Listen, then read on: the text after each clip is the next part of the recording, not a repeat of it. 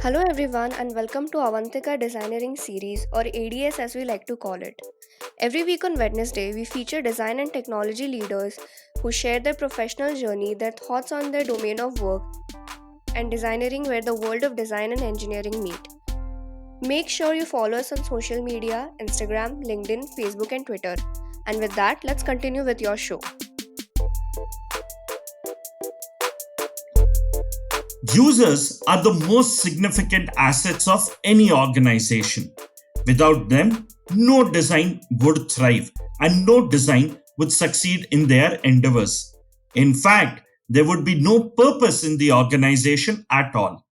Simply acquiring new customers, though it's not enough. By building trust between the company and its customers, the company provide something of worth, things that the customers value.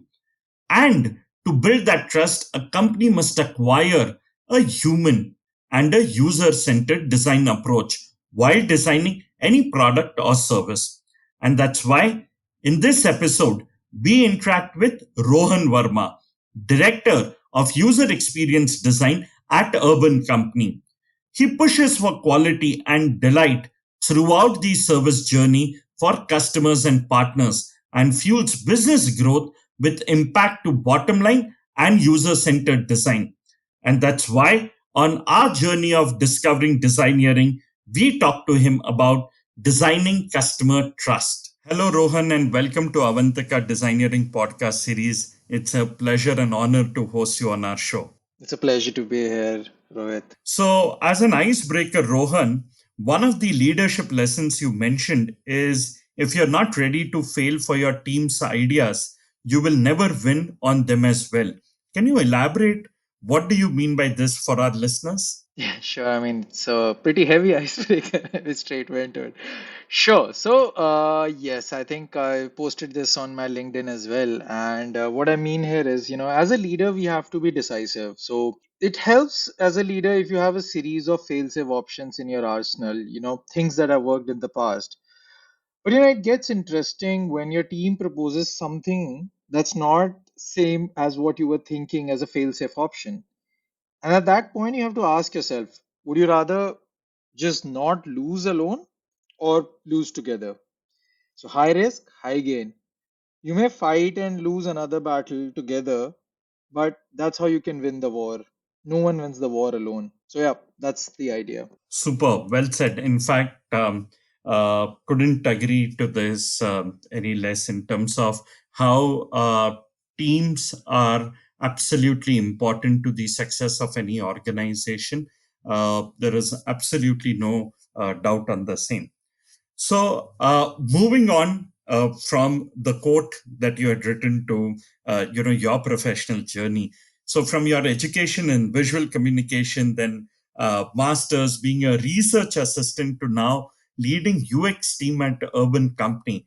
How did it all happen? Can you connect the dots for us? Looking behind, can you take us through, your professional journey till date? Sure. I mean, it was really, I hope the dots connect. I'm still trying.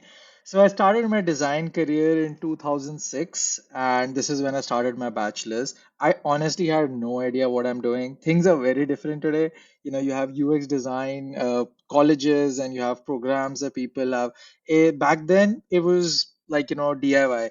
So I come from a family where everyone's trying to be like, an engineer or a doctor, and I just wanted to rebel.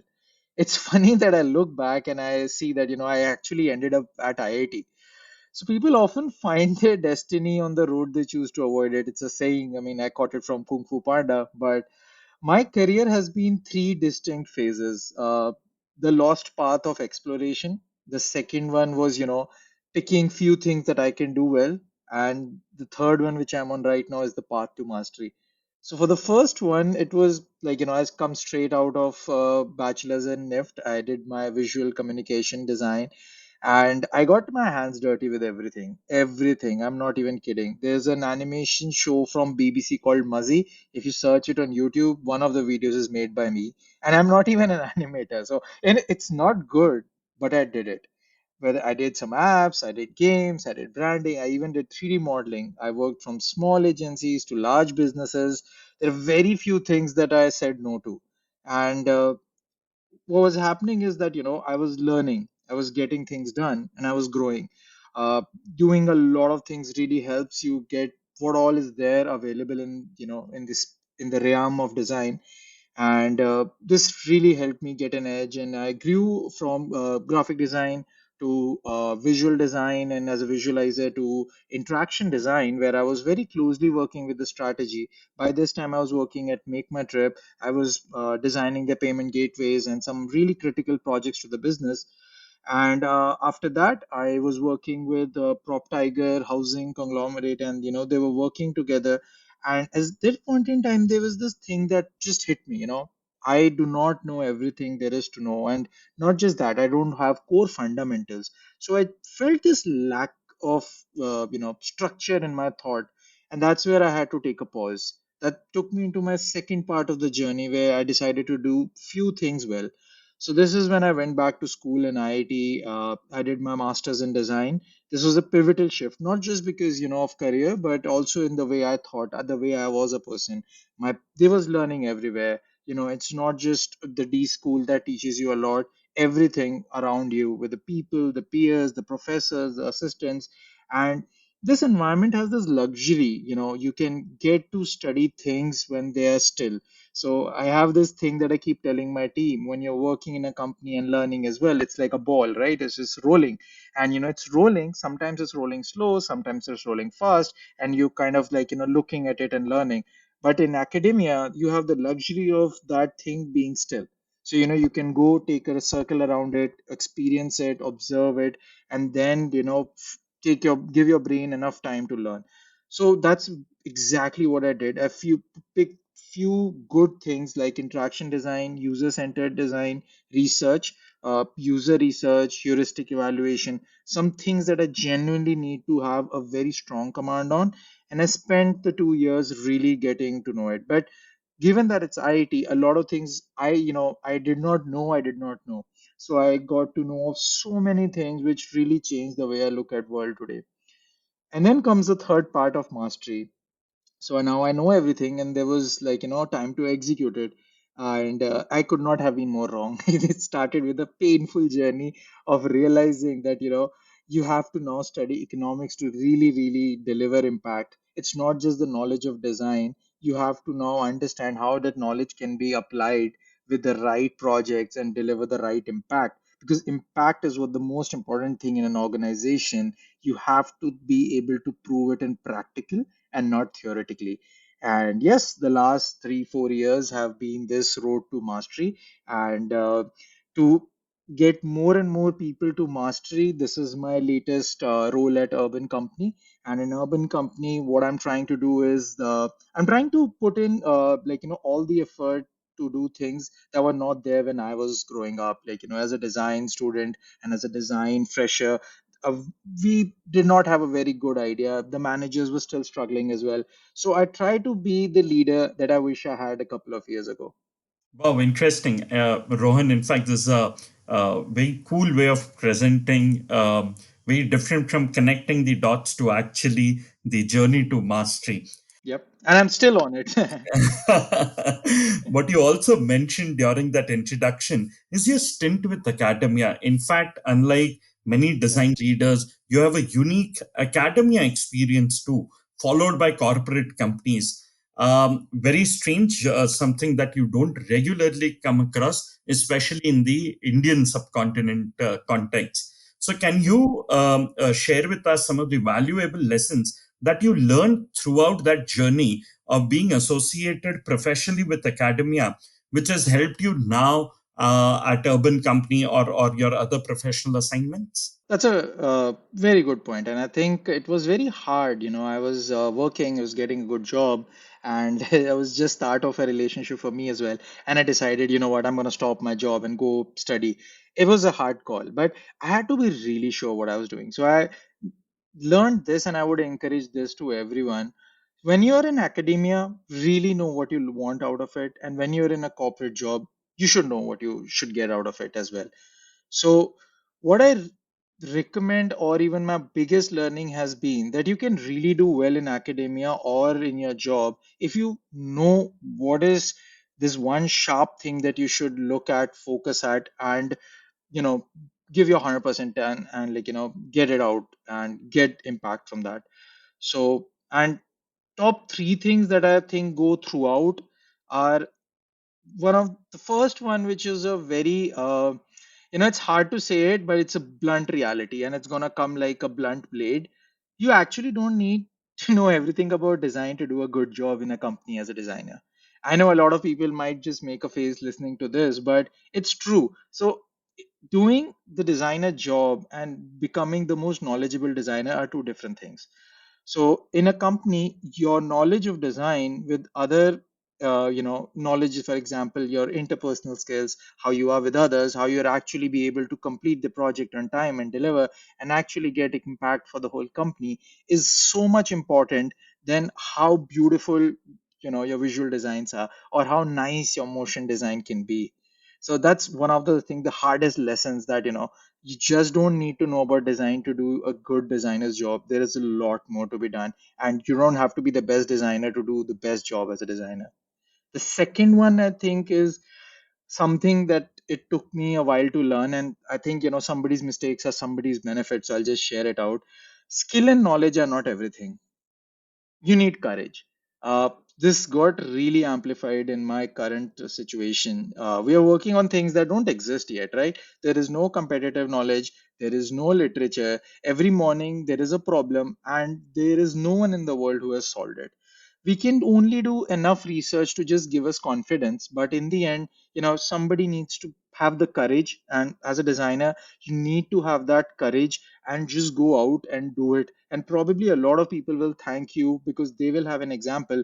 But the first person to build something totally new needs courage. So, yeah, that's, I think, my second biggest lesson. And I think the last one and the third one would be finding your individuality. So, one thing that you can bring to the table that is just yours. Everyone can read hundreds of books about design, about, service, experience. But there is just one thing you have to realize that, you have a particular skill which is so unique to yourself because, you have such a complicated brain with such unique neurons that no one else has. There is this one thing that you do, and you realize this not by just reading a book. You realize this in a watershed moment, and you should stick with it because that is what makes you the most valuable person in that team. So yeah, those are the top three things. Wow, again, beautifully summarized, and I can completely relate to those 3 points. Also, because I don't come from a design background, but I keep doing these conversations with design leaders like you. And while you were speaking about yourself, there are two other points that I caught up of. One, which is related to the current organization that you are associated with, and the second is the world of service design, and I'll come down to that. So to move forward, if you look at the times now, gone are the days of weekend pampering at the spa. At the same time, work from home has become a new normal. In fact, one of the most critical aspects of customer experience is trust. And I wanted to understand that what are some of the significant steps that Urban Company has taken from a design perspective to tackle this trust element of a customer. Yep. It's funny that it seems almost somebody from my team tipped you about this question. So this is a very important subject for us, trust. So trust and safety is so important that recently when the COVID situation happened, we had a SWAT team that like just stopped everything they were doing, and they spent like almost like a month long sprint just to figure out what are the key pain points where we are currently lacking trust and immediately act on them. Like there was no pod, nothing. Everybody just got into action. That's how important it is to us. And there are a lot of things we do. For example, every video that we have on every service, you will actually see what are the aspects of the caution and the safety that are taken to deliver the trust.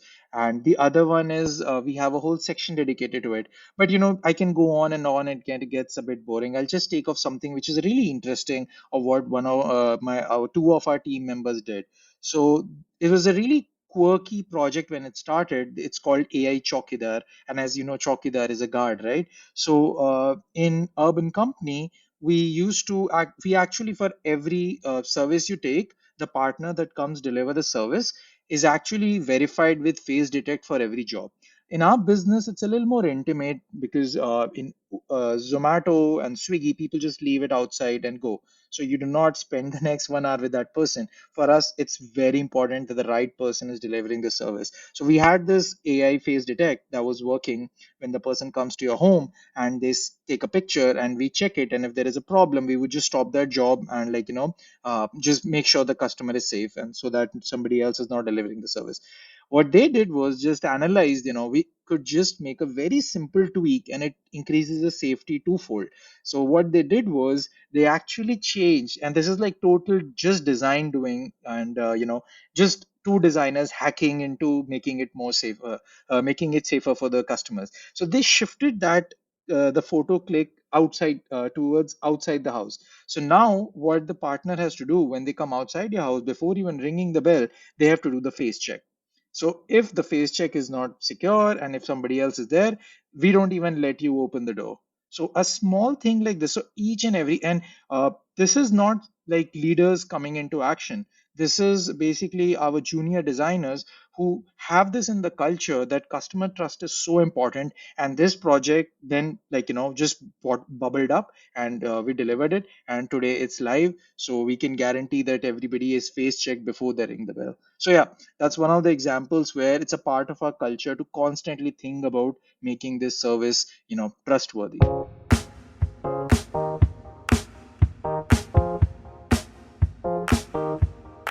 Hey, did you know in January 2020, Urban Company rebranded itself from Urban Club to indicate its vision, which aims to be a horizontal platform with a global footprint. As the company is expanding itself globally, the organization wanted a name that has a universal appeal.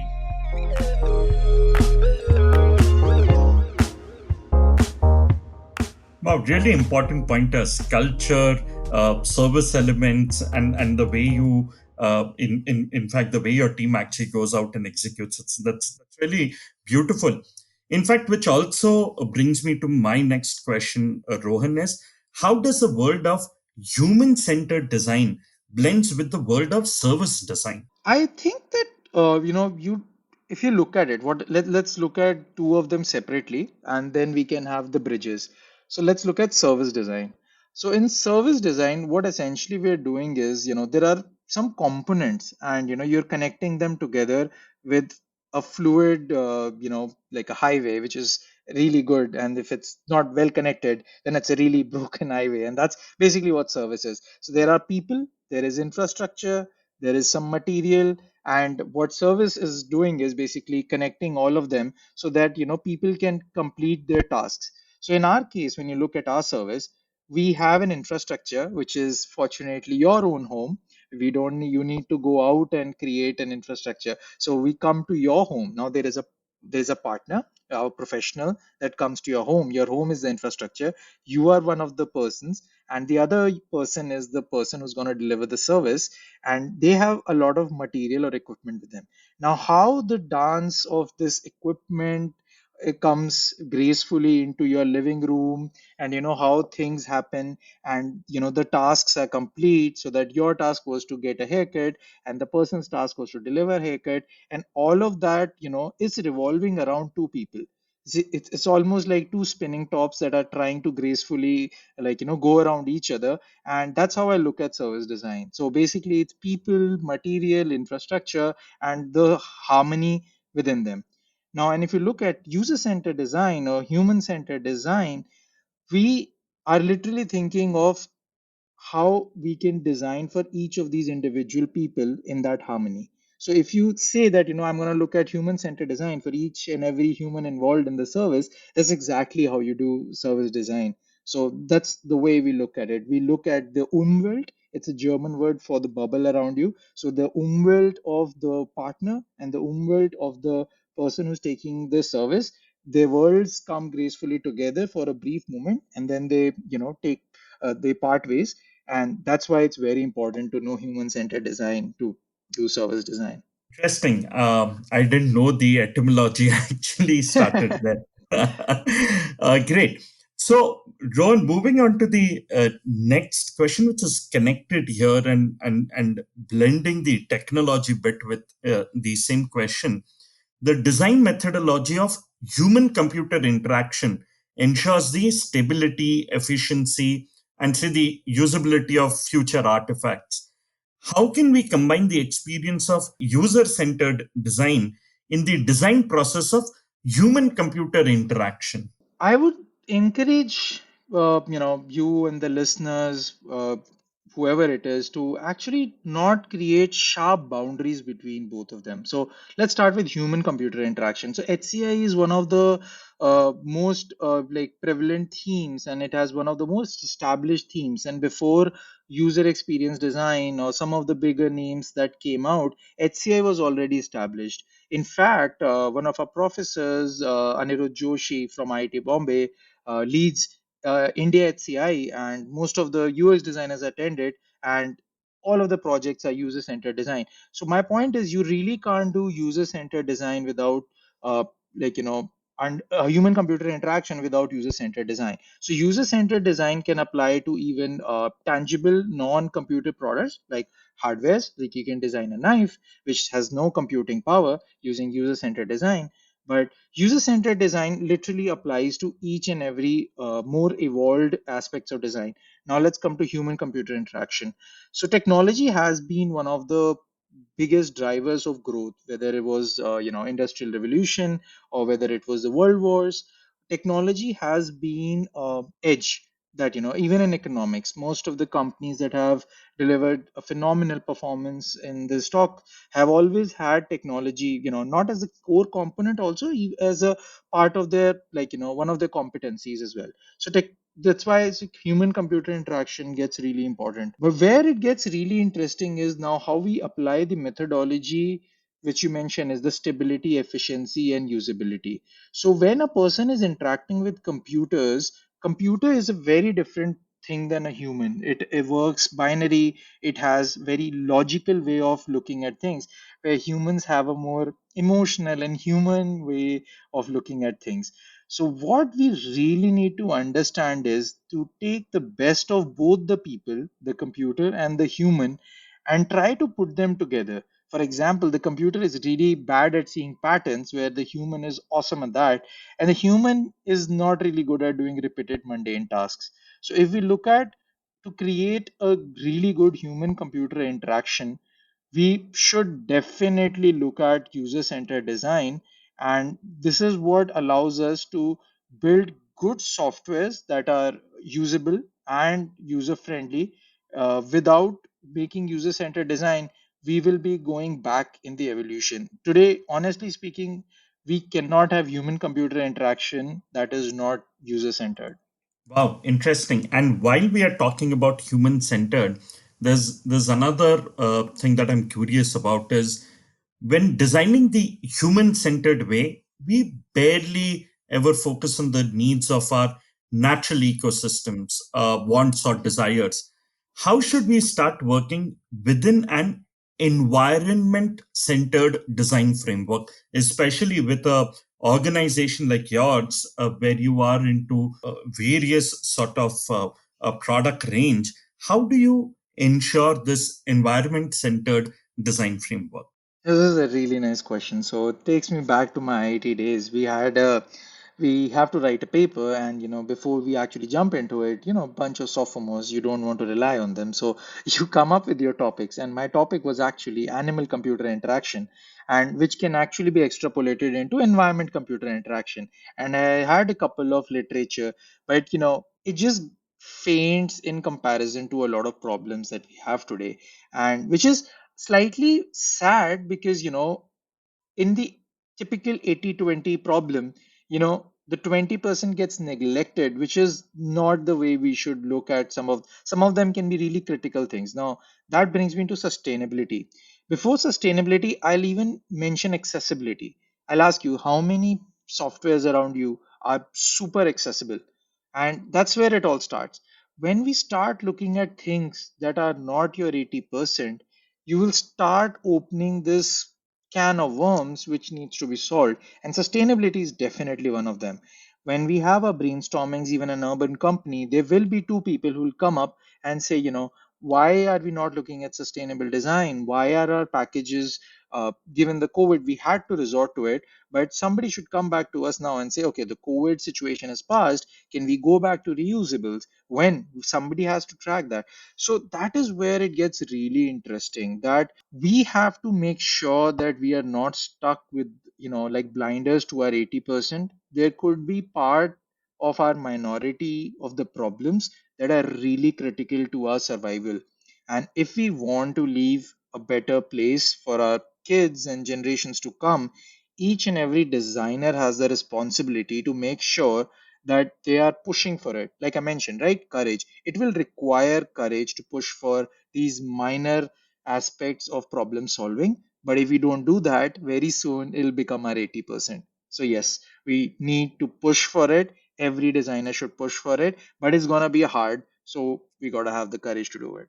Wow, that's a very noble thought process. And while we talk about designers, obviously we expect them to think in this way. But I'm sure the need of the hour is that most of us as professionals need to start looking at the importance of it. Because if you look at the challenges that we have as far as our environment is concerned, things are dramatically changing. And for our next generations, I think we need to ensure that there's a better world out there for them. So, moving from the focus on environment to another interesting element, what you do at Urban Company. In fact, all these services that we see on Urban Company, that of a beautician, a carpenter, a painter, a lot of these things were available in the or are available in the offline world. Now, what is interesting is that in the last few years, we see the lines between online and offline worlds blurring every day, and mobile tools, virtual customer services, robust shopping experiences are ensuring that both these worlds come together. Now, it's nearly impossible to serve customers without employing digital channels in today's time. How do designers build a holistic digital customer experience journey in today's world? We should look at it in a way that, why are we doing it? For example, like, why should we do it on an app, or why should we do it digitally? Let's look at it that we should stop doing it. Let's stop doing it on an app. Then what do we lose? What we lose is the biggest factor of reach and convenience. With physically, you can go out and maybe look at five carpenters, and maybe five carpenters have access to uh, 50 odd people in the neighborhood. But when you start doing it in an app, you are now accessible as a carpenter to hundreds and thousands of people inside the city.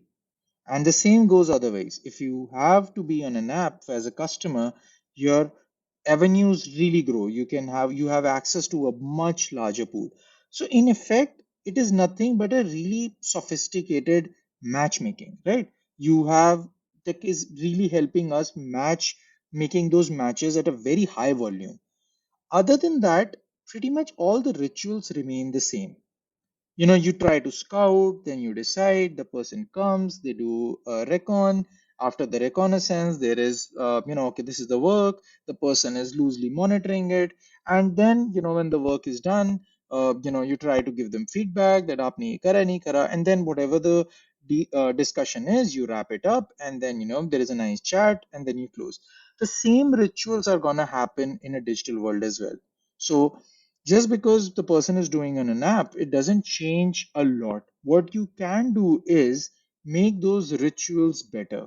So when a person is coming to your house, generally you go and ask it from someone. For example, you're going to talk to your father or your neighbors that, can you recommend an electrician? Because that is a seal of trust. So now how can you digitize it? Because if a person just moved to the city, that's the convenience you're giving them.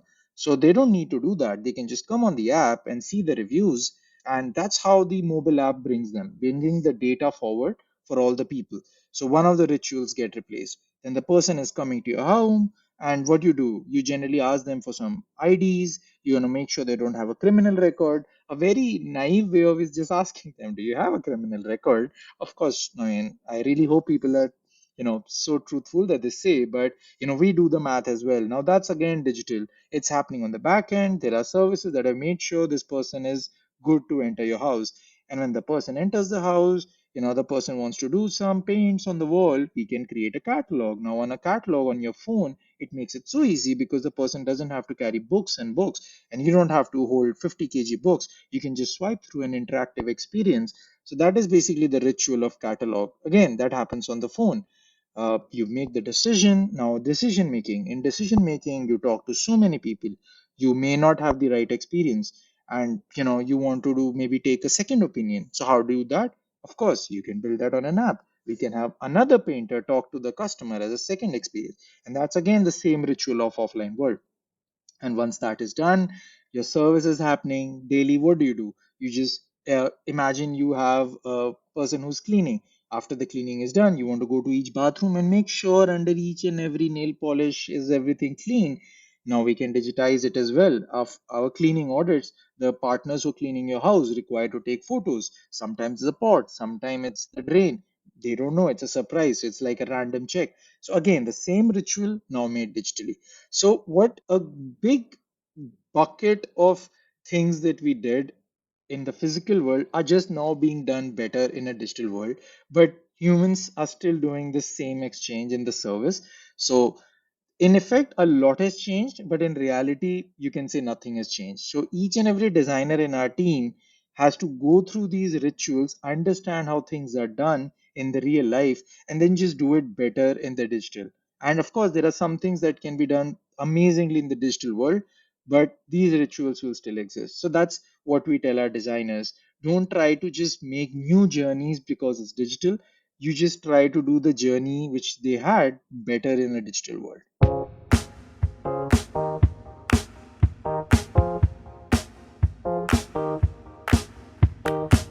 In 2017, Urban Company bagged two prestigious awards at one go, not only in India but on an international platform. They were felicitated at the AB Awards held in Goa and the South Asia LADI Media and Advertising Awards.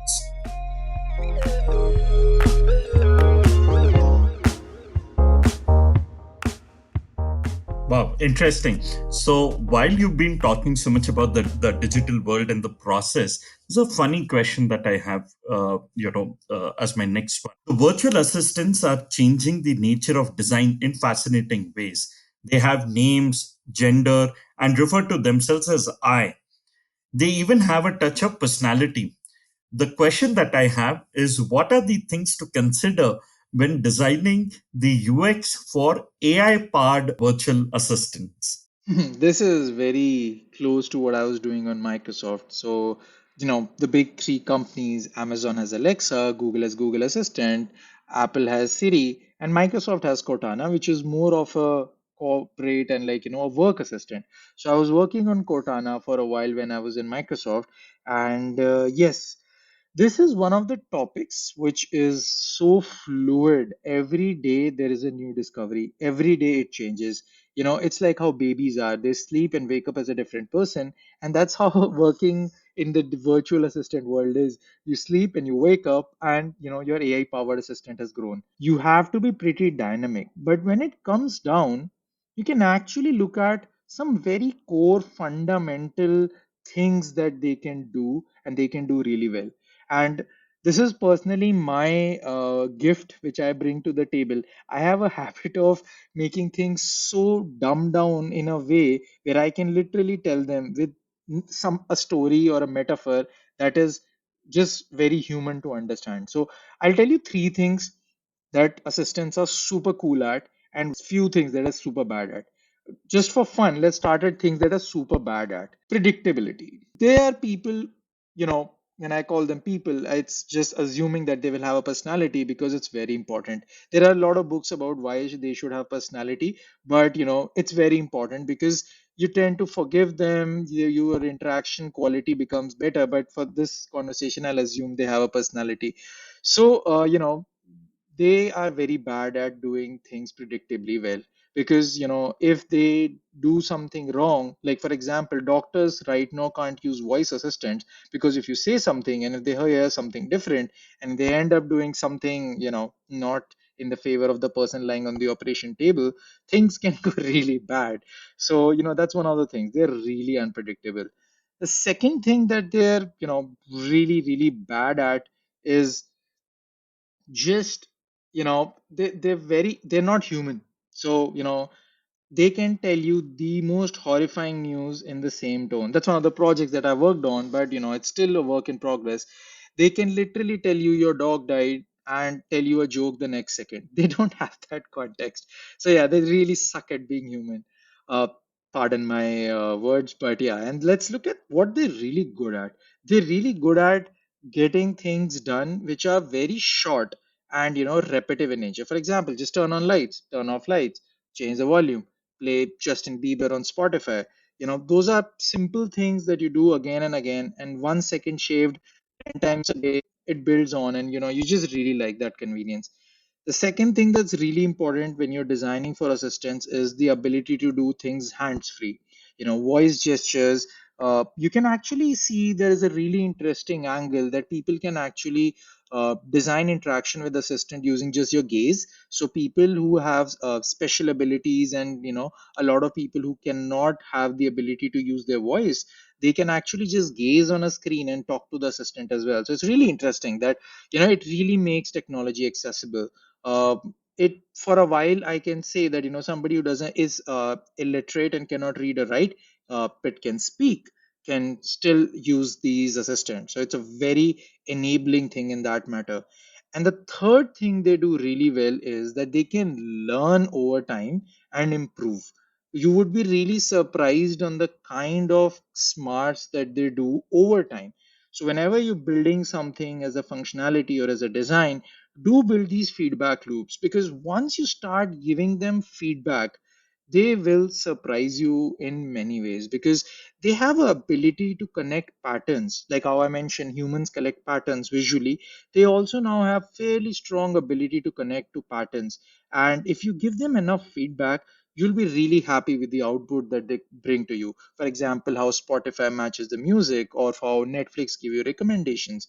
So yeah, those are some really amazing things that they can do. So when you're designing for AI or for virtual assistants, make sure you're aware of what they're good at, some of the things, and what they're bad at. So try to create guardrails or constraints for things that they're bad at, and deliver opportunities where they're good at. So yeah, those should be the number one principles when you look at, and that's pretty much for everyone.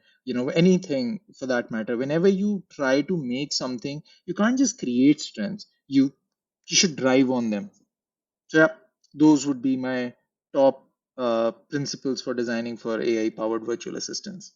In fact, while you were expressing this, I was getting amused and feeling scared at the same time in terms of how this entire thing looks like. But I'm sure that with design leaders around you, and the way we are actually moving forward, I'm sure that these systems will be able to deliver an absolutely better experience. And as we keep moving forward, it will keep becoming more human like. And that's what brings me to my next question on the world of technology. So today technology has become the core of design industry, but many brands still struggle to process the technology meaningfully. What are some of the technologies that can revolutionize the design industry according to you? For that question, I'll be very honest. In design and technology have worked hand in hand, and we cannot be blind to the fact that technology will play a very important part in the future of design as well. Why do I say that? Because in design, you have to do things over and over to make them better. We have a concept of iteration, and the more you iterate, the better you get. That's what design thinking pushes you to do. Keep making things better. Technology really helps us to lower the time taken to deliver one cycle of this iteration. We have really good technologies, rapid prototyping. We have things we can mock up and test before even talking to engineers for development. And the more we prototype, the more we test, the faster we do it, and we'll get better to it. So if you look at some of the best design products that you have around, maybe it's the iPhone 12 that's going to launch soon. It has come over with so many iterations. So that's what's going to happen with technology. Things are going to get super easy to improve with faster cycles, and that will really drive design, whether it's product design, digital product design, or service design. In fact, well said, and it well moves us to the conclusion of the podcast where we ask our last question. That at Avantika University, we coined this term called as designeering, which is the base of our ideology, where the world of design and technology actually blend together. The question that I have is, what do you think about this philosophy? And does this also help you to create a different experience for your users at your work? Designing, very interesting. So Disney has a thing called Imagineers. It's a role where you have your engineers, which are in probably doing the most creative things ever imagined. So this is something that has been a very interesting topic, and a lot of people have been constantly thinking on it. Even when we are building our teams, design teams, there are always some people who have a very good past in engineering and system design, so that they can add that flavor to the team as well. This is definitely a very good thing to do in the coming time when we have such specialization. For example, like digital product design, having a person that can prototype, imagine, prototype, and actually build product, take it out into the market, and understands the actual development of the niche of the actual development and getting things ready will be a really good idea. And this kind of role can kind of really help the person grow in like a majors and a minors. That's something I really push for, people who are joining urban company, where you do have a major, right? If you are a designer, you should be able to imagine, you should be able to design, you should be able to prototype and test and ship, of course. We have to, in the end, run the economics of the unit as well. But yeah, that's your major. What is your minors? Is it something, is it UX writing? Is it visual design? Is it motion design? Or is it development? So I really look at these people who are graduating as design engineers as people who have design as majors and technology as a minors. It doesn't matter which one is which, but it should really help them create that individuality we've talked previously about, and they will be a very solid asset to the team in actually getting the fiction of design thoughts to the reality of design products. Wow, that was a very beautiful way of concluding this conversation. This was really exciting. Thank you so much, Rohan, for joining us on this show and sharing your valuable insights with our listeners. It was a pleasure. I hope the listeners find it useful, and I will just wish the best to all the listeners in their design journey. And it's a very interesting life ahead of you. So be prepared, even though it looks like a roller coaster ride, the end is going to be really fun. So, yeah, that's all.